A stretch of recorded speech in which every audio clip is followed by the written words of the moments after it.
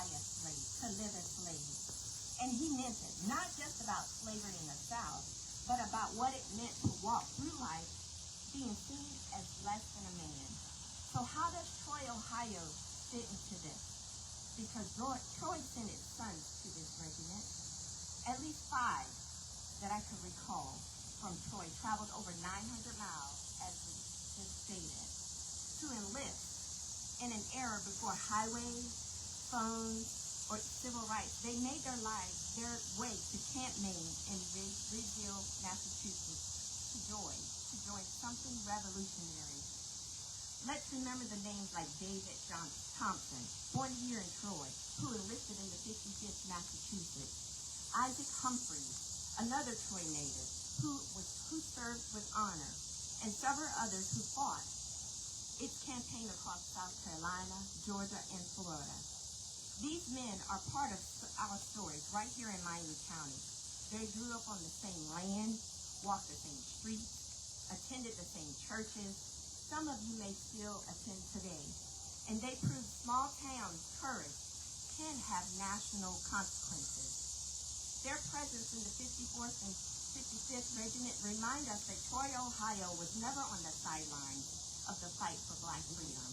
It was right in the heart of it. Many of you do not know me, as Sonia alluded, so let me introduce myself. My name is Cherie Brown. I'm a former commissioner on the Human Relations Commission. Why am I standing here today?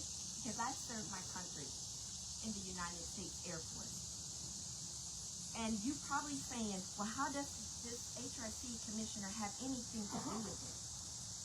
And I'm connected to these gentlemen through their shared experience. I served the country, our country, not my country, our country, 4 years.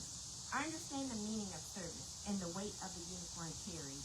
But for me, as a Black veteran, my service isn't just about a personal duty. It's about legacy. It's about honoring the men of Troy who came before me, who served at a time when wearing the uniform didn't guarantee equal treatment or equal pay.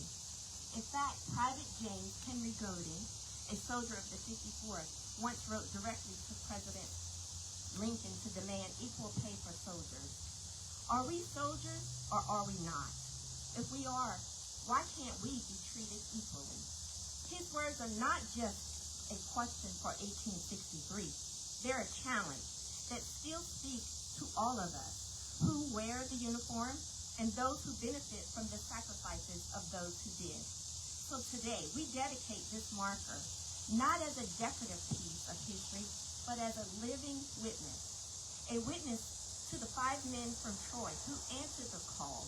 A witness to every unnamed Black soldier who fought so that their children and their children's children might be free.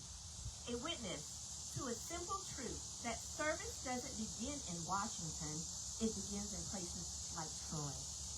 Let this marker be a place where students learn not just names, but values, where veterans reflect not just on battles, but on brotherhood, and where citizens renew a promise to remember the past and carry it forward. What do we owe them?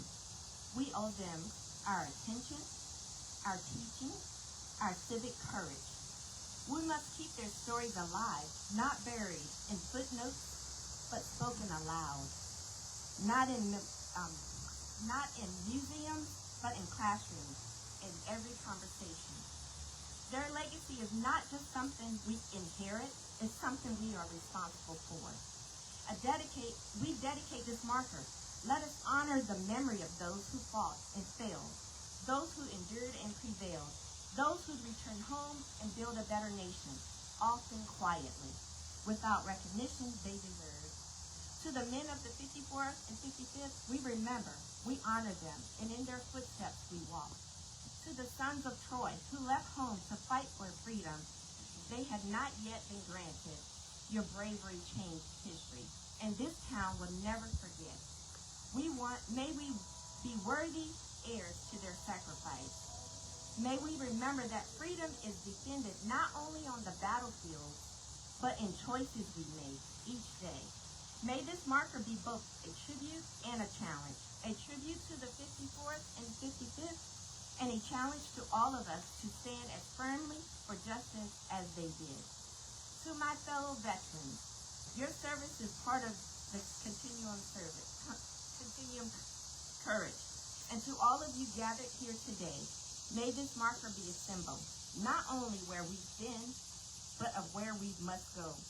Thank you, and may the memory of these soldiers guide us, honor, and humility, and hope. I say.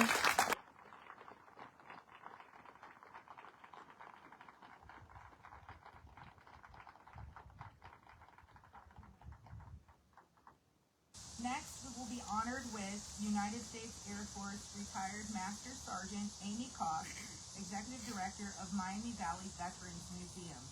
That will be followed by a 3-round volley out of respect for our soldiers, and then we will have the taps.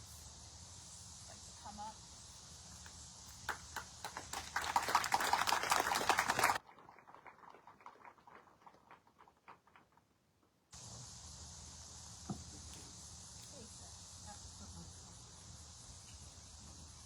I'd like to thank everyone for coming today. I will keep my comments brief and hopefully not flying around. I'm not exactly dressed for this weather, so I will keep it brief. I want to run back to the museum where it's air conditioning before my internal temperature reaches medium rare. I'd also like to thank everyone that came together today to make this happen. There were so many different agencies. There's so much going on in Troy today. It is a historical day in Troy. And there were a lot of people that went into it. And I would just want to like to personally thank Chris Manning and Holyfield for including me in this and including the Veterans Museum. You kind of feathered us in quite nicely. I was on vacation, so you all did it all. Thank you. My name is Amy Koss, and like I was introduced, I'm a retired Air Force Master Sergeant with over 25 years in the Air Force, serving from 1986 to 2011. And I just want to tell you, thank you. Thank you. Thank you for your support. And I want to tell you that it's so great to see Troy's civilian community supporting our veterans.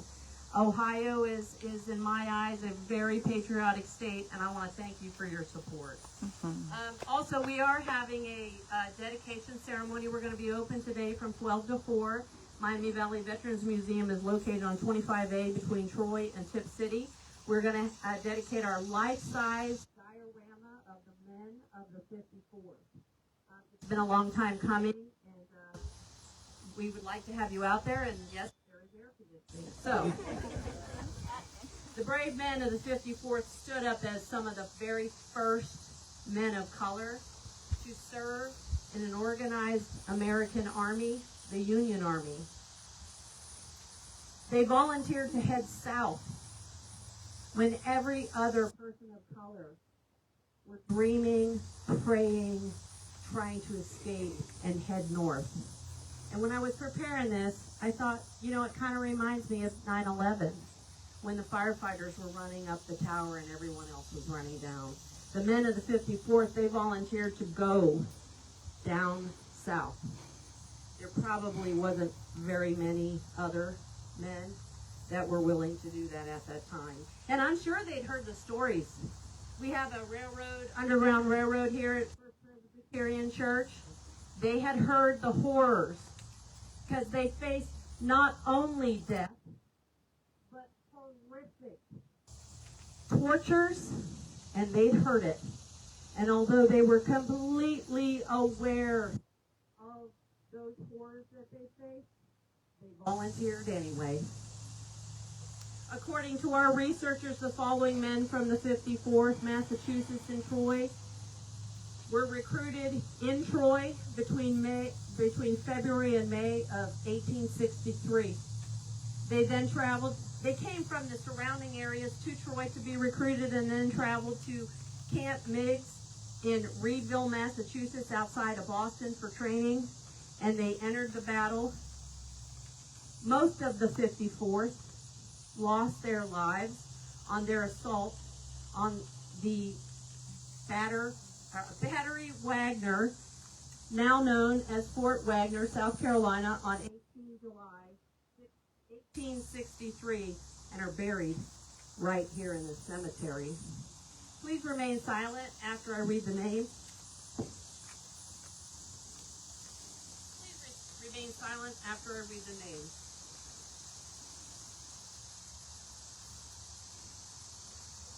Joseph Anderson, Wesley Anderson, Cyrus Cowan, Garrett Cox and William Cox, Paul Cower, Joshua Dunbar, Sterling Evans, Lorenzo Fox, James Gillard, Harrison Gillard, Alec Humes, John Humes, Peter Humes,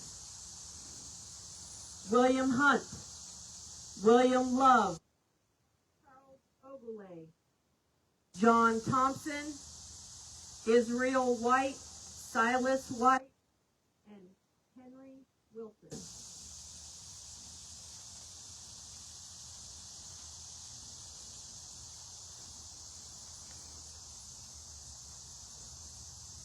Thank you.